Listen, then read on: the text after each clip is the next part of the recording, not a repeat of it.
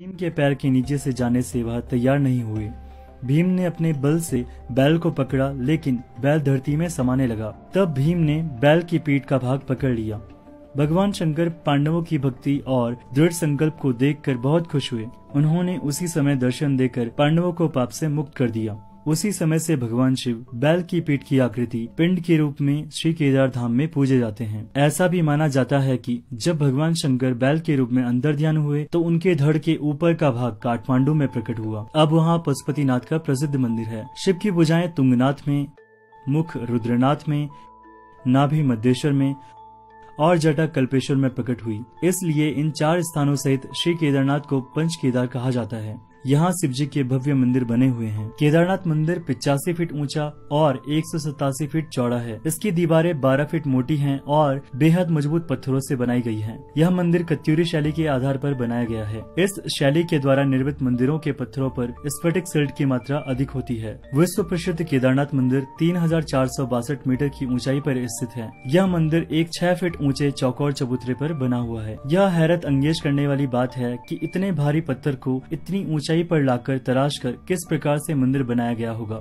जानकारों का मानना है कि पत्थरों को एक दूसरे से जोड़ने के लिए इंटरलॉकिंग तकनीक का इस्तेमाल किया गया होगा। यह मजबूती और तकनीक ही मंदिर को बीचों बीच खड़े रहने में कायम बनाती है। मंदिर के मुख्य भाग में मंडप और गर्भगृह के चारों तरफ प्रदक्षिणा पथ है। मंदिर के बाहर नंदी बैल वाहन के रूप में विराजमान है। श्री केदारनाथ मंदिर पर उपस्थित दिव्य पंच शीर्षभिमुखी कलश भीतर से मोटी ताम्र धातु तथा बाहर से स्वर्ण धातु का बनाया गया था, जो कि वर्तमान समय में मंदिर पर उपस्थित नहीं है, क्योंकि कुछ वर्ष पूर्व वह दिव्य कलश मनुष्य के लालच की भेंट चढ़ गया और वर्तमान में उस कलश के स्थान पर जाम्बलू की श्रेणी का कलश स्थापित किया गया है। मंदिर के प्रांगण में द्रौपदी सहित 5 पांडवों की विशाल मूर्तियां हैं। मंदिर के गर्भगृह में नुकीली चट्टान भगवान शिव के सदाशिव रूप में पूजी जाती है। केदारनाथ मंदिर के कपाट मेष संक्रांति से 15 दिन पहले खुलते हैं और अगहन संक्रांति के निकट बलराज की रात को यहाँ पूजा की जाती है। भैया दूज के दिन सुबह 4 बजे श्री केदार को घृत कमल एवं कपड़ों की समाधि के साथ ही कपाट बंद हो जाते हैं। कपाट बंद होने के बाद केदारनाथ की पंचमुखी प्रतिमा को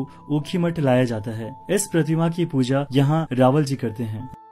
जून 2013 में उत्तराखंड और हिमाचल प्रदेश में अचानक ही बाढ़ आ गई। इसके साथ ही भूस्खलन भी होने लगा, जिससे सबसे अधिक प्रभावित केदारनाथ धाम हुआ।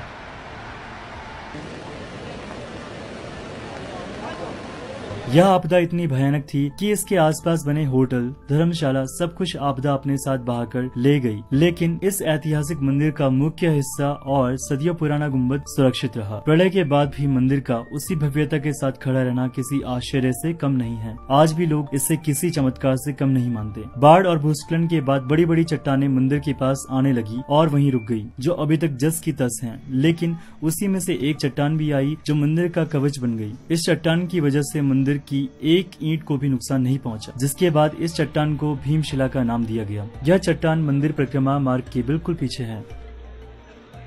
केदारनाथ के पुजारी मैसूर के जंगम ब्राह्मण ही होते हैं। केदारनाथ जी का मंदिर आम दर्शनार्थियों के लिए सुबह 6 बजे खुलता है। दोपहर 3 से 5 बजे तक यहाँ विशेष पूजा होती है और उसके बाद विश्राम के लिए मंदिर बंद कर दिया जाता है और पुनः शाम को 5 बजे भक्तों के दर्शन के लिए यह मंदिर खोला जाता है। भगवान शिव की प्रतिमा का विधिवत श्रृंगार करने के बाद 7:30 बजे से लेकर 8:30 बजे तक हर रोज यहाँ पर आरती की जाती है। रात में 8:30 बजे केदारेश्वर ज्योतिर्लिंग का मंदिर बंद कर दिया जाता है। केदारनाथ पहुँचने के लिए रुद्रप्रयाग से गुप्तकाशी से होकर 20 किलोमीटर आगे गौरीकुंड तक का सफर तय करना पड़ता है।